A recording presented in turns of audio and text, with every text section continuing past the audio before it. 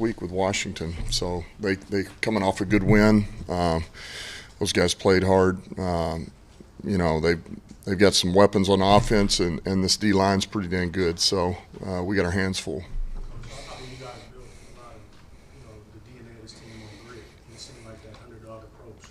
Entering this season, obviously, no change how you prepare, but how's that role for you? You guys being favored, not being viewed as the underdogs, and receiving all this attention. How you guys approach it this week? That's seems like new territory.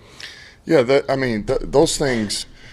I just try to tell these guys that all that doesn't matter. It just doesn't. I mean, you're supposed to win this. You're not supposed to win this. You're favored here. You got to play good. We have to play better than we played last week. Our details have to be much more precise, on point. The effort was fine. But man, the details and the discipline have to show up, because it doesn't matter who you play. If you don't do that, you're not going to win. And if they do it better than we do, they'll beat us. With the additions of Curtis Samuel and Jahan Dotson, it seems like they can spread the ball around a lot more than they used to.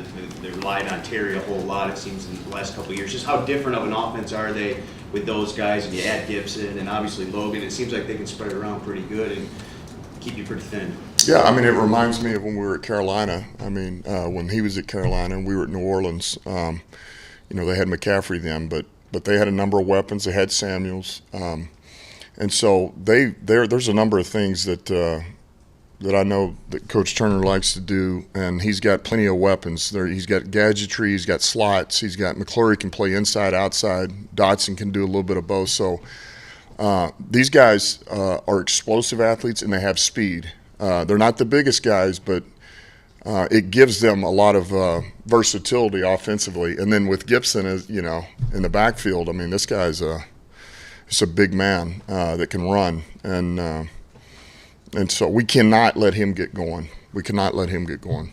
How did Frank come out of the game, and are you going to have to manage his workload at all during the week of practice this week? Yeah, Frank's a little sore, and he won't practice today, and so we're just going to monitor him and see how he feels. It's kind of a day-to-day, and see where we go with it.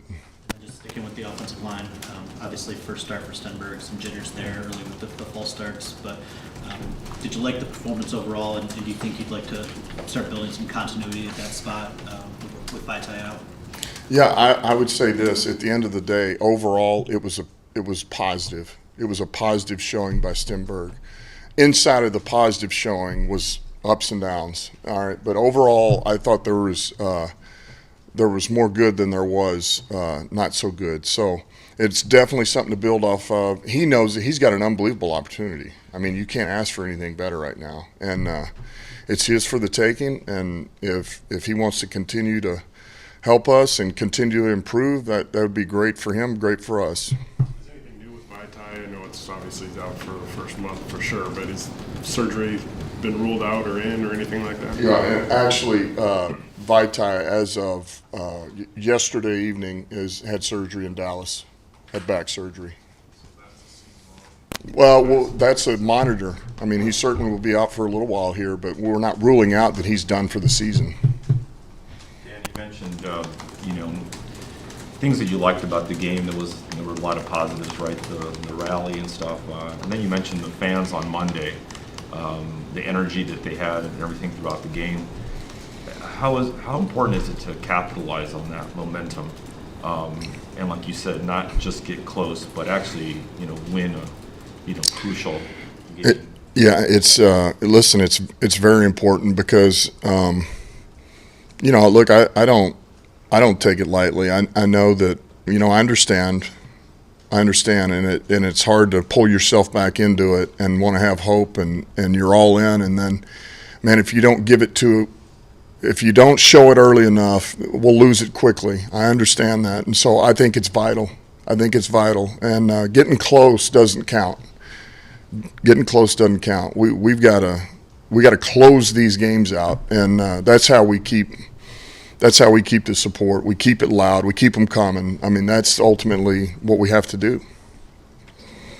We already talked about those Washington receivers. I'm just kind of curious about Okuda. It seemed like he played pretty well for his first game in a while. How did he come out for you? Yeah, I agree with that. I thought he did. I love the fact that he went up there and challenged. You know, he challenged plenty of times on the perimeter, challenged the receivers in the pass game. He came up and tackled. I thought he played physical. Listen, he certainly wasn't perfect, but really, first time out of the gate in a year, live game, full reps. He took quite a load. It was a positive, you know. It was a positive. So it's certainly something to build off of. He came out of the game good, which is another positive, and so he's trending the right way. There was an emphasis on tempo offensively this offseason. I was just looking at some of the numbers. It looked like you achieved that in the opening game, but particularly in neutral situations where you weren't rushed to the line. So how did you like, I guess, the tempo of your offense, and is that something you're looking to continue going forward? Listen, it's a good starting point. We're always going to want it to be better. You know, it started pretty good, and then at times it didn't. We just needed a little bit crisper. But for first time out of the gate, I wouldn't say it was something we were disappointed in. It was, you know, I felt like we were able to dictate to the defense a little bit, and we're certainly able to get into a rhythm once we stayed on the field, got a first down, but I was pleased with it. All 5 of the touchdown drives, I think, were 70-plus yards, which is a good sign for the offense, obviously, that they can move the ball and they get going. But how much of an emphasis is there on the defense to obviously start setting up some shorter fields for the offense? Yeah, I mean, and that falls into special teams too now. Special teams is a big part of that. I mean, we had one of them, Leaf, has a good return, and we get a hold on it. I mean, that just crushes us. And but yeah, I mean, yes, for the way that game was going, yes, it would have been. We needed that. But then there's going to be these games where, you know, I mean, look, we get in the fourth quarter and our defense got a stop. They got 2 stops, and we scored on one of them. The other one we didn't. We fizzled out until we got it back again. So, you know, our defense started to give us the ball back in pretty good territory, and then we didn't capitalize. But I think every game has its own kind of situations to it, and sometimes your offense is going to have the big hat. Sometimes your defense, and it always is going to help if you can get a short field, though, offensively. Absolutely. To what you were saying about having to win to keep the fans engaged, does this kind of make the Washington game maybe a little more important, considering if you do start 0-2, maybe you lose some of that fan base and they do think nothing has changed? Well, I don't want to get that far into it because, listen, all we can control is our own details, effort, discipline, all those things. And so, that's what I told the team. I'm not even talking about winning to them, and they know that. I'm talking about playing better. And let's clean up our details, because if we do that, winning's a byproduct of that. That's got to be our sole focus. And so, man, let's just play better than we played last week. To a man, let's coach better. I got to coach better. Our coordinators got to coach better. The position coaches and the players got to play better. And if we'll just, every one of us, get a little bit better and clean up these issues, and the same issues that have bitten us or bit us last week, they don't show up again, we'll be that much better. That's all we got to worry about. Dan, the outside the tackle box call, is that reviewable or challengeable? Like, and is there a way to? You're talking about when the intentional grounding? Yeah. It wasn't intentional grounding? Yeah, we turned it in. It was. They said they were wrong. But no, you can't review that. Anything else, guys? Thanks. Thanks.